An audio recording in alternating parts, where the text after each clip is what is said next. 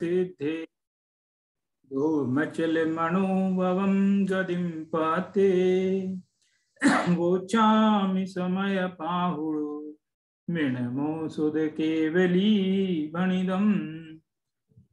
समय सार परमागम के अंतर्गत गाथा नंबर 201 और 202 चलेगी आज।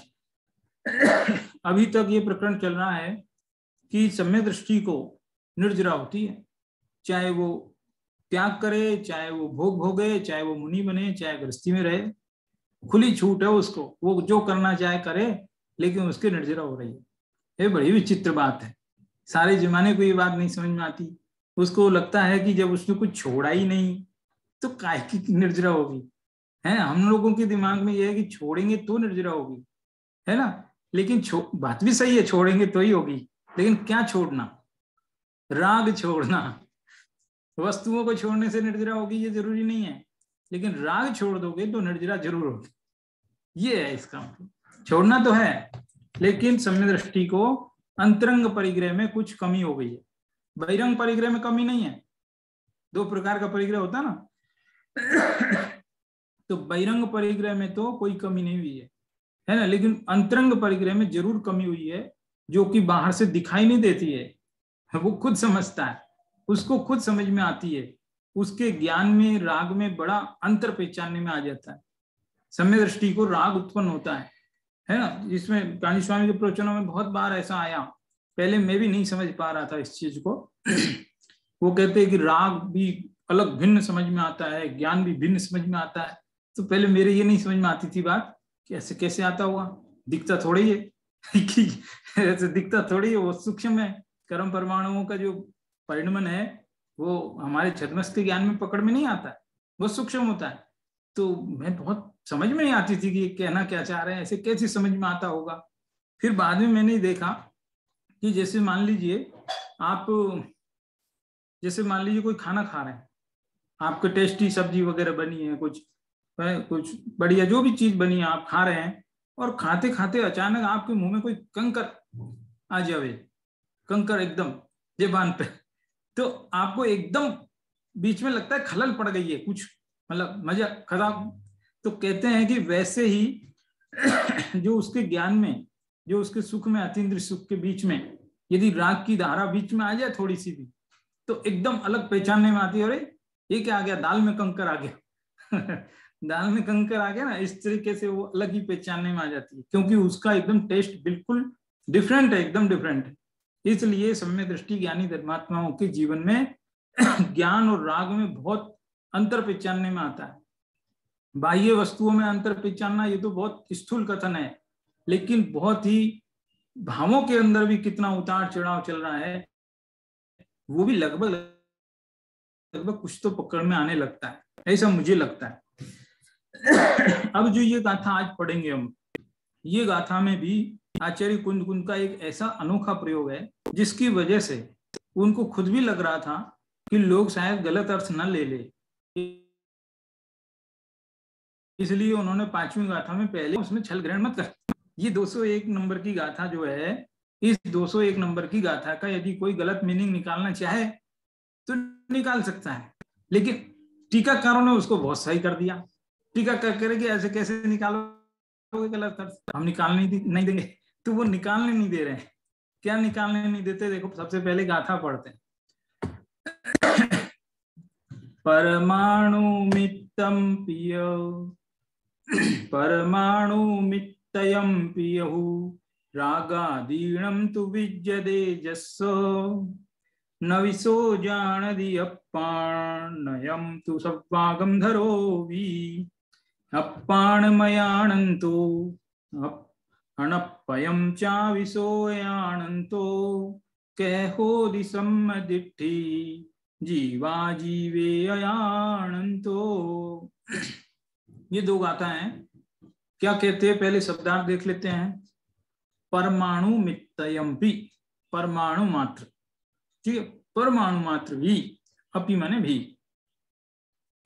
छूट जाता है, प्राकृत में पी भी लिख देते हैं, है ना। तो पी यानी भी, परमाणु मात्र भी, रागादि यानी रागादि, राग द्वेष मोह जो भी सारा, परमाणु मात्र राग भी विद्यते यानी रहता है, विद्यते, विद्यते का विद्यते है यानी रहता है, जस यानी जिसके, जिसके परमाणु मात्र भी राग रहता है, नवि सो जानदी, सो यानी वह, नवि यानी नहीं, जानदी यानी जानता, अपाणयम आत्मा को नहीं जानता।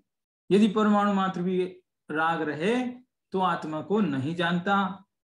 और इतना ही नहीं, कोई आप कहोगे नहीं नहीं ये बहुत बड़ा आदमी है भाई, इसके चलती है स्पेशल केस है ये, इसको जाने दो, इसको तो आत्मा मालूम है।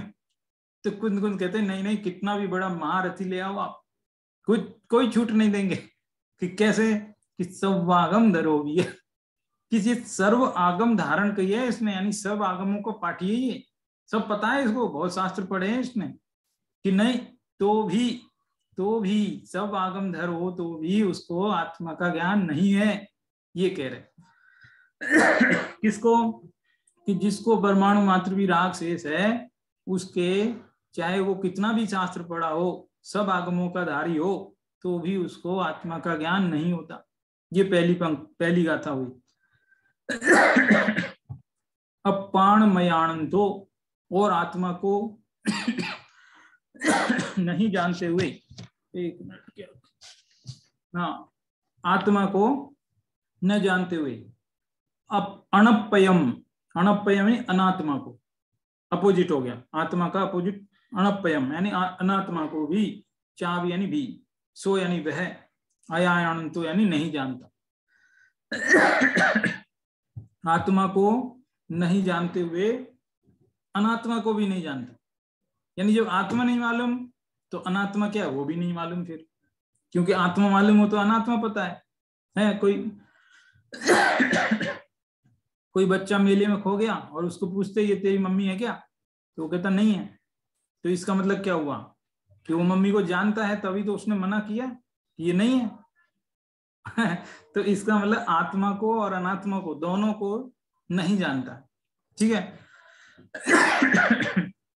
कह होदी सम्य दृष्टि, कह माने कैसे, होदी माने होता, सम्य दृष्टि, वो जीव कैसे सम्य दृष्टि हो सकता है, जो जीवा जीवे अयानंतो, जो जीव और अजीव दोनों को ही नहीं जानता, वह सम्य दृष्टि कैसे हो सकता है।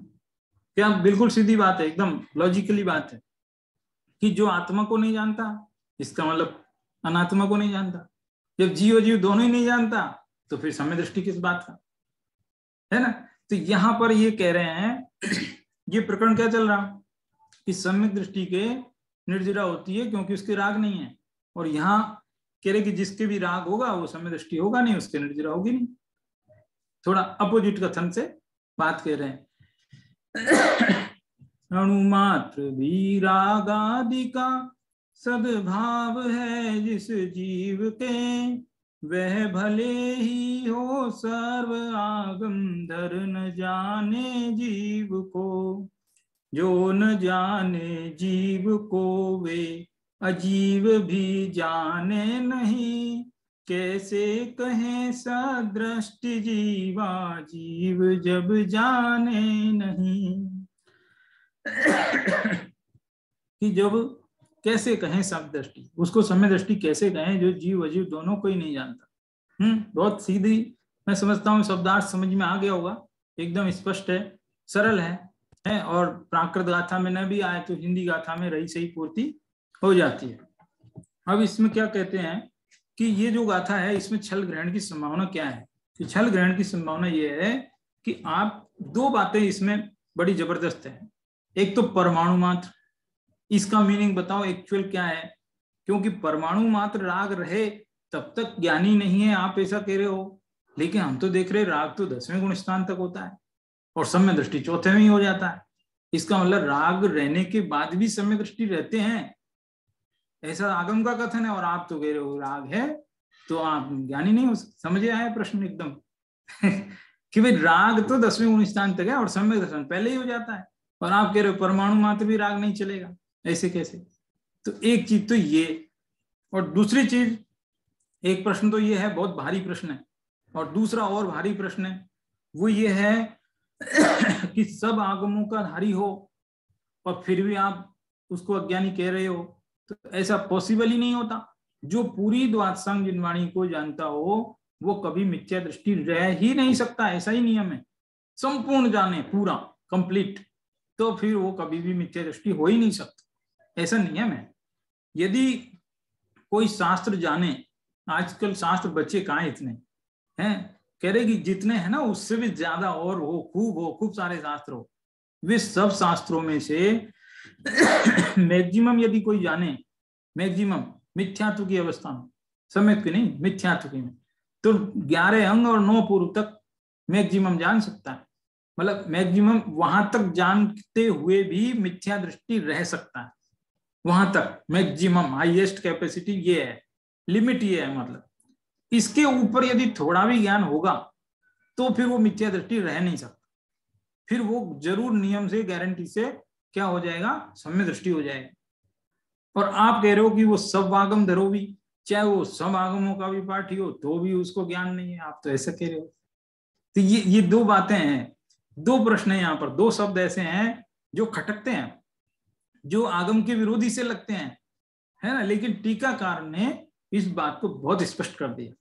और चलो टीकाकार की बात तो अपन बाद में करेंगे ही, लेकिन उसके पहले मैं आपको एक बात बताऊं कि लोक व्यवहार में भी ऐसे प्रयोग होते हैं, घबराने की बात नहीं है। ये कोई बहुत बड़ी गड़बड़ नहीं हुई। इसमें क्या होता है मैं आपको बताऊं, जैसे अभी मान लो किसी ने आपसे पूछा कि जरा घड़ी में देख के बताइए टाइम क्या हुआ है, और आपने देखा कि 2:55 हुई है, तो आप बोले 3 बज गए। 5 मिनट ऊपर नीचे चल जाता है, आप पूरा बोल लेते कि हाँ 3 बज गए, जबकि 3 नहीं बजे हैं, अभी 3 बजने में टाइम है। जरा ठीक है, तो 3 बजने में टाइम है तो भी आपने पूरा बोल दिया कि 3 बज गए। तो ऐसे ही और भी बहुत प्रयोग है जगत में, जैसे किसी के ऊपर बहुत बड़ा कर्जा है, ऋण है, 1 करोड़ रुपए का कर्जा है, उसका 90-95% लोन चुक गया, ठीक है। तो अब वो लगभग बोलने लगता है हाँ जी मैं तो फ्री हो गया, लगभग मैं तो चुक गया जी, फ्री हो गया जी, ऐसे ही बोलने में आता है। तो इसी प्रकार के ये प्रयोग है, मतलब कोई लौकिक प्रयोग है, मतलब बोलचाल की भाषा वाले प्रयोग है। ये भी पता है कि प्राकृत आम बोलचाल की भाषा थी उस वक्त, और आम बोलचाल की कहावत, लोकोक्ति, मुहावरे ये सब चलते थे ना, उसी तरह के प्रयोग है। तो ये कहने में यही आता है कि चाहे जितने शास्त्र आप करो, चाहे जितने शास्त्र पढ़ो, लेकिन आत्मा को नहीं जानते तो सब अज्ञानी है। जरा 1 मिनट से, तो इन गाथाओं में ये बताया जा रहा है, देखो मैं ये पहले पेज पे पढ़ता हूं, यहाँ परमाणु मात्र राग और सर्व आगमधर ये दोनों पद विशेष स्पष्टीकरण की अपेक्षा रखते हैं, क्योंकि एक बात तो यह है कि संपूर्ण आगम को जानने वाला आत्मा को नहीं जाने, ये कैसे हो सकता है। द्वादशांग के पाठी तो सम्यक दृष्टि आत्मज्ञानी ही होते हैं। कितना सही प्रश्न है, पूरा द्वादशांग जाने तो मिथ्या दृष्टि रह ही नहीं सकता। दूसरे, राग का अंश तो 10वें गुण स्थान तक रहता है, तो क्या 10वें गुण स्थान तक भी आत्मज्ञान नहीं होता? 10वें गुण स्थान तक क्या सम्यक दर्शन भी 10वें गुण स्थान में है क्या? ऐसा अर्थ निकल रहा है इन गाथाओं को पढ़ने से, जबकि आत्मज्ञान तो चौथे में ही हो जाता है, ये अर्थ है। इसलिए इन दो पदों का अर्थ यहाँ स्पष्ट करना बहुत जरूरी हो गया। यहाँ देखो टीकाकार ने लिखा है कि वो श्रुत केवली कल्प हो। ये देखो सवागम धरो भी शब्द आया ना, इस शब्द का अर्थ करते हुए टीकाकार ने लिखा कि चाहे वो श्रुत केवली कल्प हो। श्रुत केवली किसे कहते हैं? कि जो संपूर्ण द्वादशांग जिनवाणी को जाने, वो श्रुत केवली होता है। लेकिन अब देखो चतुराई क्या की, चतुराई उन्होंने ये नहीं लिखा कि श्रुत केवली हो, श्रुत केवली कल्प हो। इसका मतलब हुआ श्रुत केवली के समान हो तो भी, श्रुत केवली होगा जब तो सम्य दृष्टि होगा, बात ही खत्म। लेकिन श्रुत केवली नहीं, श्रुत केवली जैसा भी हो तो इसका मतलब यही हुआ कि वो 11 अंग 9 पूर्व तक का भी पाठी हो, लेकिन उसके परमाणु मात्र भी राग शेष रहे तो वो कैसा है, मिथ्या दृष्टि है, आत्मा को नहीं जानता है और इसलिए अनात्मा को भी नहीं जानता है। और जो दोनों को नहीं जानता है तो बताओ सम्यक दृष्टि कैसे हो सकता है, ये बात है यहाँ पर।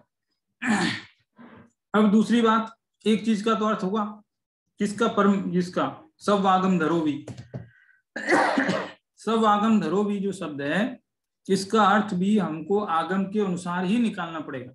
आगम ये कहता है कि 11 अंग 9 पुरुष से ज्यादा का ज्ञान किसी भी मिथ्या दृष्टि को संभव नहीं है, ऐसा तो वो जो आगम कहेगा वही सही अर्थ निकलेगा इसका, ठीक है। अब जो दूसरा शब्द बचा परमाणु मात्र, परमाणु मात्र राग का क्या अर्थ है, क्योंकि राग तो है 10वें गुण स्थान तक, और राग तो कोई ऐसा वैसा थोड़ी, हमने तो ऐसा ऐसा राग देखा कि 96,000 रानियां हो जिसके, तो राग भी तो थोड़ा बहुत भी नहीं दिख रहा हमको, बहुत बड़ा बड़ा राग दिख रहा है, और आप कह रहे हो परमाणु मात्र भी राग, तो ये इसका क्या अर्थ है ना। तो इसका अर्थ ये है कि 4-5 प्रकार का राग है ना ये, एक अनंतानुबंधी वाला, एक प्रत्याख्यान वाला, एक प्रत्याख्यान वाला, मतलब राग की भी जो कैटेगरी है। तो जो अनंतानुबंधी वाला राग है ना उसकी तो एक डॉट भी नहीं चाहिए, डॉट, फुल स्टॉप भी। कोई कहे कि इस दीवार पे काला धब्बा लगा देंगे कि ना, काला धब्बा बिल्कुल नहीं है, चलो काला धब्बा नहीं लगाते, आपकी ये पूरी दीवार को हम कोई कलर कर देते हैं दूसरा, आपको जो कलर पसंद है वो, कि वो तो आप धब्बा क्या पूरी दीवार रंग दो, कोई दिक्कत नहीं है, ठीक है। ऐसे अनंतानुबंधी का जो राग है वो तो एक डॉट जितना भी नहीं चलेगा, परमाणु मात्र भी नहीं चलेगा, ठीक है। लेकिन अप्रत्याख्यान वाला राग वो परमाणु मात्र क्या पर्वत जैसा भी होगा ना तो भी कोई दिक्कत नहीं, समझ में आया ना। तो कहने का अर्थ क्या है कि राग की जो कैटेगरी है उसके हिसाब से ही अर्थ लेना। अब देखो इसको पूरा सेंटेंस में ऐसा बोलेंगे कि जिसको अनंतानुबंधी संबंधी परमाणु मात्र भी यदि राग है शेष तो फिर वो ज्ञानी नहीं हो सकता। अनंतानुबंधी का चाहे जितना भी हो, जम्बूद्वीप जितना है तो भी चल जाएगा, है ना, ये बात यहाँ पर कह रहे हैं। ये मैंने आपको काफी कुछ इसमें से बिना पढ़े ही बताया लगभग। एक चीज ये कह रहे हैं इसमें कि जो आत्मा को नहीं जानता वो अनात्मा को भी नहीं जानता। इसका क्या मतलब, आत्मा भी नहीं जाने, अनात्मा भी नहीं जाने, कि जो असली नहीं जानता वो नकली को भी नहीं जानता, ठीक है ना। नकली को जाने, जो नकली को नहीं जाने वो असली को भी नहीं जाने। तो ये दोनों चीजें अस्थि और नास्ति से एक ही चीज को बताती है। हर द्रव्य अस्थि से है और नास्ति से नहीं है, इसलिए दोनों चीजें जानना बहुत जरूरी है। आत्मा स्वद्रव्य क्षेत्र काल भाव की अपेक्षा है और पर द्रव्य क्षेत्र काल भाव की अपेक्षा नहीं है। तो ये दोनों ही तरीके से आत्मा को जानना आना चाहिए, ये चीज यहाँ पर चल रही। छेड़ाला में पंडित दौलत राम जी कहते हैं, बिन जाने ते दोष गुणन को कैसे तजिए गइए। बिन जाने थे, बिना जाने थे दोष और गुणों को कैसे तो गुणों को ग्रहण करेगा और कैसे दोषों को छोड़ेगा। दोषों को छोड़ना और गुणों को ग्रहण करना ये जानना पड़ेगा लक्षण से। आत्मा को और अनात्मा को, इन दोनों को भी जानना पड़ेगा लक्षण से। उद्देश्य, लक्षण, निर्देश और परीक्षा, ये 3 चीजें होती है। इन 3 चीजों से उसको जानने में आता है। उद्देश्य माने होता है नाम, जैसे इसका नाम है आत्मा, इसका नाम है अनात्मा। जैसे अनात्मा तो किसी का नाम होता नहीं, कुछ ना कुछ दूसरा नाम होगा। अजैन किसी का भी नाम नहीं होता, लेकिन जो जैन नहीं होता वो सब अजैन। ऐसे ही अनात्मा किसी का भी नाम नहीं है, लेकिन जो जो आत्मा नहीं होगा वो अनात्मा होगा, ठीक है। ऐसे नाम जानना उसको बोलते हैं उद्देश्य। फिर लक्षण, निर्देश, कि जो जानता है वो आत्मा है। मैं जानता हूं इसलिए आत्मा हूं, ये जानने रूप कार्य हो रहा है, ये मेरा है, अपना है, ऐसा उसको ज्ञान होता है। ऐसा ज्ञान होता है। और जो राग है वो जानने का काम नहीं है उसका, राग नहीं जानता, चाहे जितना शुभ राग हो, लेकिन वो जान नहीं सकता। जानता सिर्फ आत्मा ही है, ऐसा उसको ज्ञान होना है, ऐसा ज्ञान होना है, ठीक है। अभी देखो एक दो चीजें और पढ़ देते हैं इसमें। सबसे नीचे की लाइन में ये मतलब 183 नंबर पेज है, नीचे का पैराग्राफ है। ये चंद जी छाबड़ा इसका भावार्थ स्पष्ट कर रहे हैं। यहाँ राग शब्द से अज्ञान में राग द्वेष मोह कहे गए। अज्ञान वाले राग द्वेष मोह कहने से, अज्ञान में कहने से मिथ्यात्व अनंतानुबंधी से हुए रागादि समझना चाहिए। मिथ्यात्व और अनंतानुबंधी वाले राग समझना, चारित्र मोह के उदय वाला राग नहीं लेना। चारित्र मोह वाला मत लेना, वो तो है, वो तो पाया जाता है, 10वें गुण स्थान तक है, वो कोई दिक्कत नहीं है। ठीक है। अब मन में ऐसा आता है कि चारित्र मोह वाला राग नहीं लेना और दर्शन मोह वाला ही लेना, ऐसा अर्थ है यहाँ पर। तो अब ये बताओ कि क्या दर्शन मोह वाला भी राग होता है क्या? क्या समझ में आई?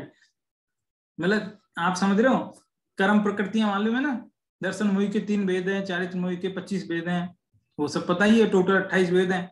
तो 28 में से जो राग द्वेष का डिवीजन जो होता है वो किस में होता है? चारित्र मोह में होता है।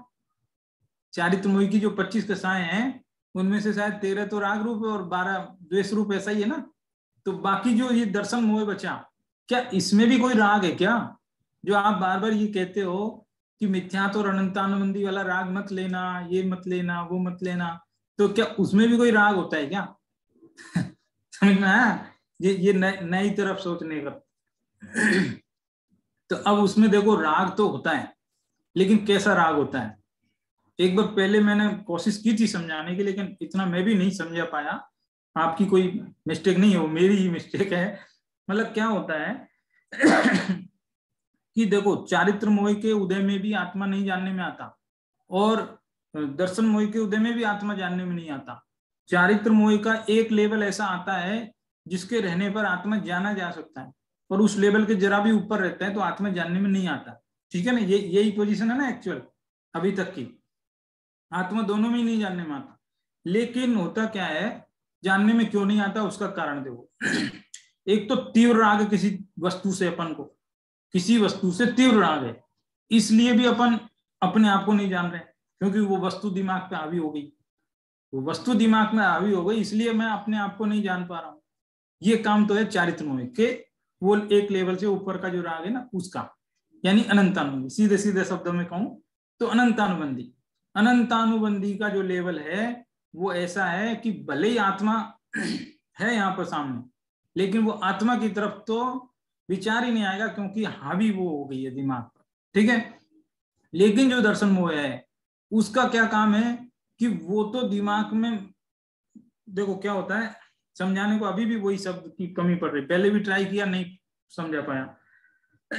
देखो क्या होता है, सामने चीज है ना, लेकिन अपन जब तक आत्मा अनात्मा दोनों को नहीं जानते, फिर से कोशिश करता हूं। देखो क्या होता है, जैसे मान लीजिए मेरा नुकसान हो रहा है कहीं पर मेरा नुकसान हो रहा है, किसी चीज में घाटा जा रहा है, लेकिन मेरी बचाने की कैपेसिटी नहीं है, कुछ मजबूरी ऐसी फंस रही है। ठीक है, जानता जरूर हूं, मुझे पता है ज्ञान में कि वहां मेरा नुकसान है, लेकिन क्या करूं, मजबूरी है। ठीक है। और एक ऐसा नुकसान है जो नुकसान हो भी रहा है और ना मेरे को पता है ना मैं उसमें कुछ कर सकता हूं। मेरे अज्ञान अवस्था में मेरी जानकारी के बिना ही खूब नुकसान होते जा रहा है। तो 2 तरीके का नुकसान आया। ये शायद इस एग्जाम्पल से समझ में आ जाए बात। देखो क्या क्या हुआ, एक नुकसान मेरे ख्याल में है, मैं जानता हूं कि ये नुकसान हो रहा है, लेकिन मैं उसको रोक नहीं सकता क्योंकि वो मेरी मजबूरी है। ठीक। एक नुकसान ऐसा है जो हो रहा है और रोकने की तो बहुत दूर की बात, मुझे पता तक नहीं है, मेरी पीठ पीछे ही नुकसान हो रहा है, समझ लो। ठीक, ऐसा नुकसान है। तो अब ये 2 तरीके की जो कंडीशन है ना, इसमें से जो जानकारी वाला नुकसान है ना वो चारित्र मोह का है, और जो अनजाने में मेरी जानकारी में भी नहीं हो रहा है ऐसा नुकसान है वो दर्शन मोह का है। ये 2 डिपार्टमेंट के ये काम है अलग अलग। कहने का अर्थ ये है कि जब दर्शन मोह का उदय आता है तो जीव को मैं कौन हूं ये तो दूर दूर तक लेना देना नहीं है ना। मतलब वो परद्रव्यों को अपना समझेगा और अपने आत्मा के बारे में कुछ पता ही नहीं है। चारित्र मोह के उदय में क्या होगा, वो आत्मा पता है कि ये आत्मा है, लेकिन फिर भी वो मजबूर है, नहीं रोक पा रहा है अपने आप को, खोया हुआ है, ऐसी स्थिति होती है। थोड़ी थोड़ी मैंने कोशिश की है, लेकिन अभी भी पता नहीं कितना स्पष्ट हो पाया नहीं हो पाया। तो ऐसा अर्थ, ठीक है। अब इसके आगे की बात, आगे देखो, इसी पैराग्राफ को पढ़े आगे, या तो लंबे लंबे पैराग्राफ हैं। देखो, चारित्र मोह के उदय का राग नहीं लेना, क्योंकि अविरत सम्यक दृष्टि इत्यादि को चारित्र मोह के उदय संबंधी जो राग है सो ज्ञान सहित है। ज्ञान सहित है। सम्यक दृष्टि उस राग को कर्मोदय से उत्पन्न हुआ रोग जानता है। रोग है ये तो साहब, इसको मिटाना ही चाहता है। उसे उस राग के प्रति राग नहीं है, राग को अच्छा नहीं समझता, बुरा समझता है। और सम्यक दृष्टि के राग का लेस मात्र सद्भाव नहीं है, ऐसा कहा है। सम्यक दृष्टि को परमाणु मात्र भी राग नहीं है, ऐसा कहा है ना। तो इसका कारण क्या है? कारण इस प्रकार है, सम्यक दृष्टि के अशुभ राग तो अत्यंत गौण है। अशुभ राग है ना, जो अप्रत्याख्यान वाला प्रत्याख्यान वाला, वो गौण है। और जो शुभ राग होता है सो वह उसे किंचित मात्र भी भला नहीं समझता, उसमें एकत्व ममत्व बुद्धि उसकी खत्म हो गई है। इसलिए वो जो है परमाणु मात्र राग का अर्थ हुआ अनंतानुबंधी वाला या मिथ्यात्व संबंधी वाला राग, ये अर्थ है। अब बताओ, ये दो शब्द शुरू में ही उठाए थे और इन दोनों शब्दों के मीनिंग जैसे ही स्पष्ट हुए वैसे ही यहाँ कोई छल ग्रहण करने की संभावना खत्म हो गई। अभी क्लियर हुआ कि नहीं हुआ? दो शब्द थे, एक शब्द था परमाणु मात्र, दूसरा शब्द था सर्व आगमों का धारी। ठीक है, तो ये दोनों शब्दों के मीनिंग टीकाकार ने स्पष्ट कर दिए। अब जो बाकी की चर्चा है इसमें, वो जो है अलग अलग विद्वानों के अनुसार, कोई जयसेन जी मतलब जयसेन आचार्य के अनुसार, जयचंद जी छाबड़ा के अनुसार, कांजी स्वामी के अनुसार, ये इनके अलग अलग शब्दों में एक ही बात को दो तीन प्रकार से कहा है। अब देखो, ये जो बात कह रहे ना परमाणु मात्र राग भी रहे तो वो सम्यक दृष्टि नहीं होता है। ये जो मूल गाथा 201 नंबर की कह रही है, उस गाथा के संदर्भ में एक प्रश्न खड़ा किया है। अच्छा प्रश्न है। प्रश्न कहा कि इस संदर्भ में प्रश्न है कि तो क्या चौथे और पांचवें अनुष्ठानवर्ती तीर्थंकर भरत चक्रवर्ती, सगर आदि चक्रवर्ती, बलभद्र राम और पांडव आदि क्या कुमार अवस्था में सम्यक दृष्टि नहीं थे? हैं रामचंद्र जी और तीर्थंकर चाहे दीक्षा नहीं ले, लेकिन जब बिना दीक्षा के कुमार अवस्था में हो घर में, तब क्या वे सम्यक दृष्टि नहीं होते? राग तो उनके रहता है? तो उत्तर है नहीं, ऐसी बात नहीं है, क्योंकि मिथ्या दृष्टियों की अपेक्षा उनके 43 प्रकृतियों के बंध का अभाव होने से वे चतुर्थ गुण स्थानवर्ती और पंचम गुण स्थानवर्ती सराग सम्यक दृष्टि होते हैं। सराग सम्यक दृष्टि, सराग माने राग सहित, राग तो रहता है और सम्यक दृष्टि भी होते हैं। तो आप तो कह रहे हो परमाणु मात्र भी राग नहीं चलेगा, तो वो किस अपेक्षा से, जरा उसको घटित करो। तो वो अगले प्रश्न में वो घटित कर रहे हैं, और घटित कर रहे हैं वो आप जानते हो पहले से। देखो चार कसाएं है ना, उनके लिए एक को कहा वज्र रेखा है, वज्र की क्या बोलते हैं, वज्र लोहे की रेखा है ना। दूसरी जो है पत्थर की रेखा है, तीसरी भूमि पर खींची गई रेखा है, चौथी जो है जल की रेखा है, ऐसा है ना, 4 एग्जाम्पल। तो ये कह रहे हैं कि चौथे गुण स्थानवर्ती जीवों के अनंतानुबंधी क्रोधमान माया और लोभ मिथ्यात्व के उदय में होने वाले हैं। मैंने कोई एग्जाम्पल में ऊपर नीचे तो नहीं कर दिया? पहली वाली मैंने लोहे की बोली, यहाँ पहली वाली पाषाण की बताई है ना। पाषाण रेखा के समान रागादि का भाव होने से और पंचम गुण स्थानवर्ती जीवों के अप्रत्याख्यान क्रोधमान माया लोभ के उदय से होने वाले भूमि रेखा के समान रागादि का भाव होने से वे चौथे और पांचवें गुण स्थान के जीव सराग सम्यक दृष्टि है। अभी समझ में आया नहीं? वो 4 प्रकार की कसाय में से जो तीव्र वाली कसाय है वही असली कसाय है। वो इतनी भारी है कि उसके रहते आत्मा का ज्ञान हो नहीं सकता, और वो उसके जाते ही भले ही राग रहे लेकिन फिर भी आत्मा जानने में आ जाती है, आत्मा जानने में आ जाती है, और ये भी पता रहता है ये राग है, ये ज्ञान है, और राग ज्ञान की एकदम भिन्नता समझ में आने लगती है। तो इस प्रकार से बात। अब प्रश्न ये होता है कि क्या ये राग होता ही क्यों है? ये मिटे कैसे? चलो ठीक है, होता है तो होने दो। अब मिटे कैसे? हम तो मिटाना चाहते हैं इसको। तो मिटे कैसे? तो वो कह रहे हैं कि जब तक परद्रव के प्रति लक्ष्य रहेगा तब तक राग रहेगा ही रहेगा। यदि राग मिटाना ही है सच्चे दिल से, तो फिर अपने शुद्ध चैतन्य द्रव्य का आश्रय ले लो, राग मिट जाएगा। क्योंकि आप जैसा आश्रय लोगे ना वैसा ही फल मिलता है। बाहर पर द्रव्य की तरफ देखते हैं तो राग उत्पन्न होता है, और आत्मा में राग है ही नहीं, तो आत्मा की तरफ देखो तो राग मिट जाएगा। ये उपाय बता रहे हैं वो। चारित्र मोह के, ठीक है, ये तो बताया आपको। अब देखो इसमें यही कह रहे हैं कि सम्यक दृष्टि को जो राग होता है वो राग आग समान प्रतीत होता है। यह राग आग दहे सदा, ताते समामृत से ये, चिर भजे विषय कसाए, अब तो त्याग निज पद बेइये। ये छठी डाल, छेडाला में वहां की 2 पंक्तियां। यह राग आग रहे सदा, ताते समामृत से ही। राग है वो आग है, राग है वो आग है, इसलिए इसको छोड़ के समामृत यानी समता रूपी अमृत को धारण करो, वो पियो। ऐसी प्रेरणा है छेडाला में, है ना। छेडाला में भी ये समय सार का ही रूप दिखाई देता है। समय सार का प्रभाव परवर्ती अनेक आचार्यों पर है बहुत, है ना। जो राग है वो आग समान दिखाई देती है, और आग जहां रहेगी पहले वहां जलाएगी, दूसरे को बाद में जलाएगी।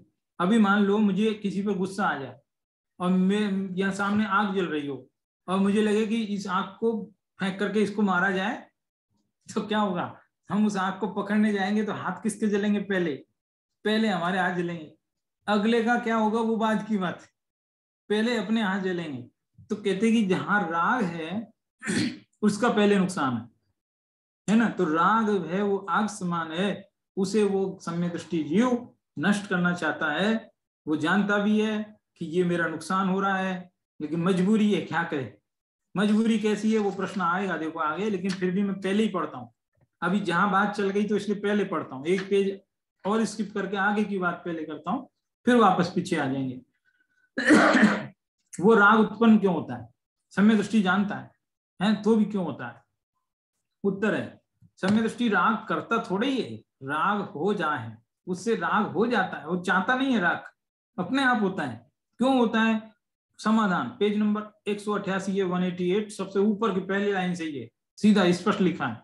पुरुषार्थ की कमजोरी के कारण ज्ञानी को दया दान भक्ति आदि का शुभ भाव आता है, होता है, भूमिका अनुसार आए बिना रहता नहीं। ये गुरुदेव कांजी स्वामी के शब्द हैं।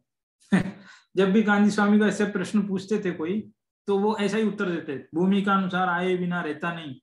ऐसा भूमिका होती है, हर एक जीव की अपनी अपनी भूमिका होती है, और उस भूमिका अनुसार ऐसे ऐसे विचार आते ही है ना। जैसे वो कहते हैं ना, शुभ भाव तो है फिर क्यों करे? अरे करते थोड़े ही हो जाते हैं, होते हैं। ऐसी भूमिका में वो शुभ भाव आते हैं और वो करने भी पड़ते हैं। ना करो तो फिर पाप होएगा, अशुभ में जाएंगे। इसलिए अशुभ से बचने के लिए वो करने पड़ते हैं। ठीक है। शुभ, अब देखो अगली लाइन बहुत अच्छी है। शुभ भावों का होना जुदी बात है, और उन्हें भला मानकर उनमें कर्तृत्व व स्वामित्व होना बिल्कुल जुदी बात है।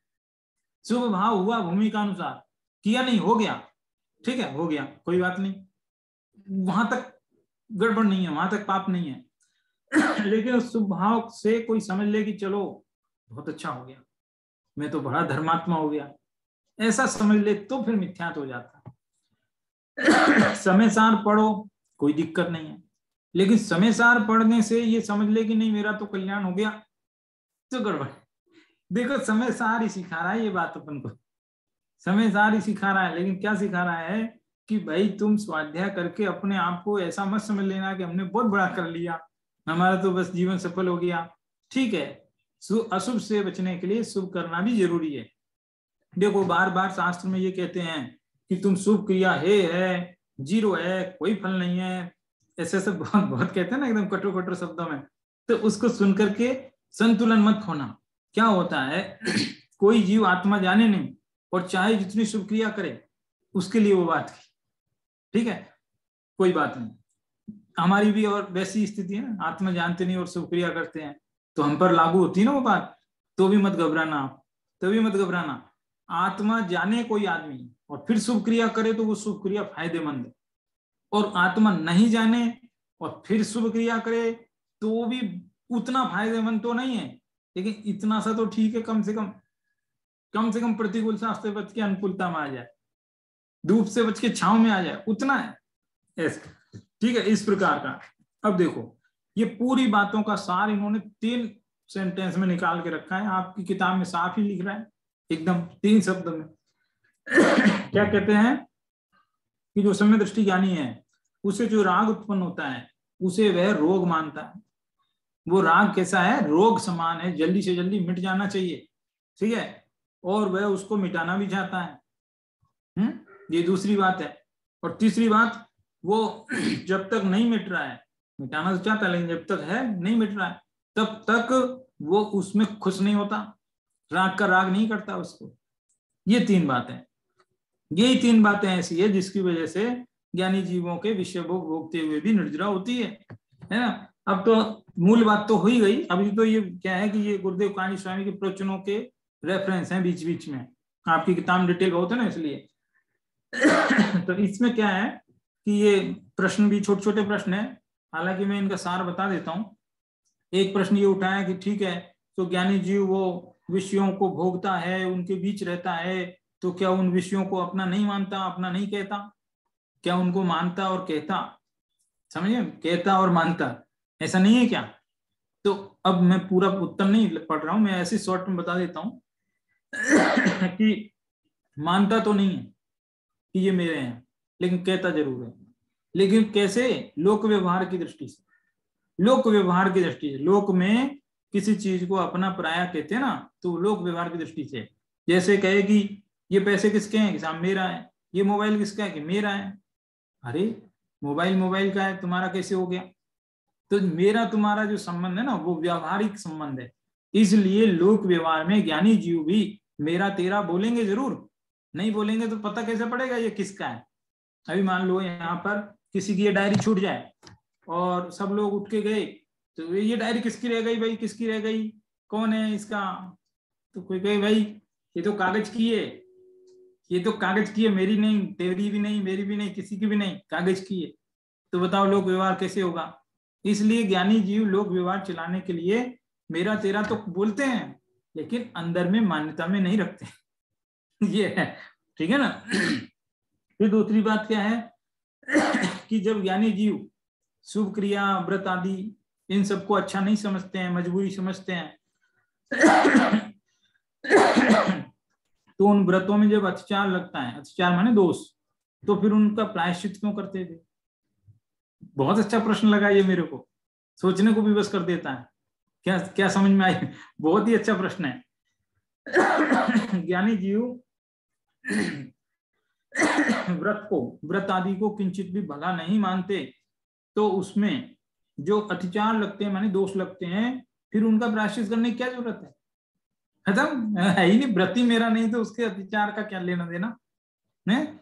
जैसे मान लो किसी से अपनी खटपट है, रिश्ता टूट जाए, बातचीत नहीं होती है, तो उस आदमी से जब बातचीत नहीं तो उसके बच्चों से कैसे बातचीत होगी, है ना? तो वैसे ही जब व्रती उसके लिए अच्छे नहीं है तो व्रतों में लगने वाले दोषों का प्रायश्चित करने की क्या जिम्मेदारी है उसके माथे पे? ऐसा प्रश्न है। तो उसका उत्तर है, पढ़ देता हूं उत्तर। भाई यानी व्रतादि के राग को किंचित भी भला नहीं मानता, यह तो बराबर है, यहां तक ठीक है। पर उसे भी भूमिका अनुसार उस प्रकार के व्रतादि पालन करने का राग तो आता ही है। भूमिका ऐसी है ना, अभी निचली भूमिका में क्या होता है? अच्छा चलो बार बार ये भूमिका बोलते हैं, कारण क्या है निचली भूमिका में क्यों आता है? उसका कारण ये है कि जैसे जैसे भूमिका बढ़ती है तो आत्मानुभव की फ्रिक्वेंसी बढ़ती है, और उस फ्रिक्वेंसी के बल पर उसकी ताकत बढ़ती है, ज्ञान वैराग की शक्ति बढ़ती है।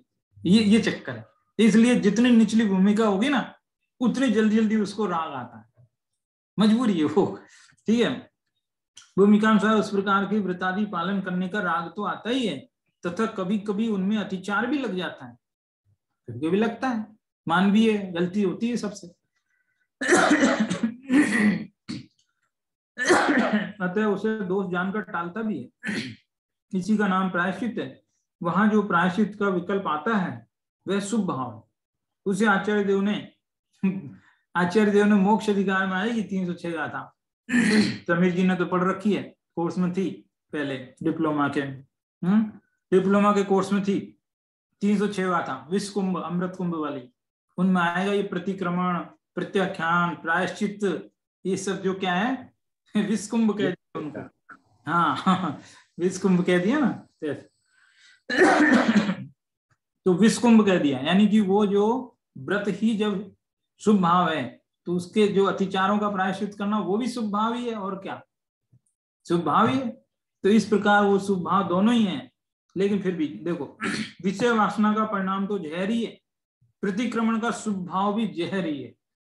जबरदस्त बात हो गई, बताओ कैसी विचित्र बात है, सुनने को धक्का लगता है ये तो क्या है, गुरुदेव कांजी स्वामी के टाइम पर तो किसी ने सुनी नहीं थी इसलिए बड़ा धक्का लगता था, अभी सुनते सुनते थोड़ी सी हम हैबिचुअल हो गए, इसलिए अभी कोई दिक्कत ज्यादा आती नहीं बोलने को, नहीं तो बहुत मुश्किल आती है बोलने को, है ना उन्होंने स्पष्ट किया, समझाया इस तरह से। तो यह मर्म अज्ञानी नहीं जानता, अतः वह शुभ राग से धर्म हुआ मानकर क्रिया कांड में अटका रहता है। बापू यह राग तुझे शरणभूत नहीं है, एकमात्र राग रहित नित्य ज्ञानानंद स्वभावी भगवान आत्मा ही तुझे शरण है। ज्ञानी भी शुद्ध चेतन स्वभाव के आश्रय से दोषों को टालता है और वही उसका यथार्थ प्रायश्चित है। शुद्ध चेतन स्वभाव के आश्रय से दोषों को टालता है, ये नियम सार में आया है कि प्रायश्चित क्या है कि आत्मा में चले जाओ वही प्रायश्चित है, कि आलोचना क्या है कि आत्मा में चले जाओ वही आलोचना है, कि भक्ति क्या है आत्मा में चले जाओ वही भक्ति है, हर चीज वही वही वही वही समझा रहे हो, ऐसा नियम सार में आया है। तो इस तरह से निष्कर्ष यही है 2 लाइन में कि रागादि भावों में उपादेय बुद्धि वाले जीव सर्व आगमों को जान करके भी सम्यक दृष्टि नहीं हो सकते हैं। जिसके रागादि, देखो ये 2 लाइन है ना, इसमें क्या कहा, परमाणु मात्र भी राग हो तो चल जाएगा, परमाणु भर जाने दो आप, तो सुमेरु पर्वत जितना राग होगा तो भी चल जाएगा, लेकिन उस राग के प्रति यदि परमाणु मात्र भी राग हुआ, समझ गए, मैंने सेंटेंस बदला है, फिर से बोलता हूं ध्यान से सुनना, परमाणु मात्र राग की नहीं है, आप परमाणु को जाने दो, आप तो पूरा एक पर्वत जितना राग ले लो, कोई दिक्कत नहीं है, लेकिन उस पर्वत जितने राग के प्रति यदि परमाणु मात्र जितना भी राग हुआ, यानी राग के प्रति राग हुआ, यानी राग को अच्छा समझा परमाणु मात्र भी, तो गड़बड़ हो गई, ये अर्थ है इसका असली, ऐसा ठीक है। रागादि भावों में परमाणु मात्र भी यदि उपादेय बुद्धि रही जरा सी भी, तो फिर वे जीव चाहे जितने शास्त्र पढ़ ले तो भी सम्यक दृष्टि नहीं हो सकते, ये मतलब है ये अर्थ हुआ इसका। अभी समझ में, थोड़ी गंभीर बातें हैं, सूक्ष्म बातें हैं, इसलिए इसको थोड़ा शांति से धीरे धीरे आप समझिए, पढ़िए, है ना, एक बार खुद पढ़िए आगे पीछे, एक बार कम से कम, या तो पहले पढ़ लीजिए, पहले नहीं समझ में आए तो बाद में पढ़िए, बाद में जल्दी समझ में आएगा। तो इस तरह से थोड़ी सी स्लो स्पीड से चले आज, है ना। और ये जो गाथा 2 गाथा आज पूरी हुई, अब इसके आगे की चर्चा जो है अगले व्याख्यान में करेंगे। ठीक है, धन्यवाद। जय जिनेंद्र। जय जिनेंद्र सर। हाँ।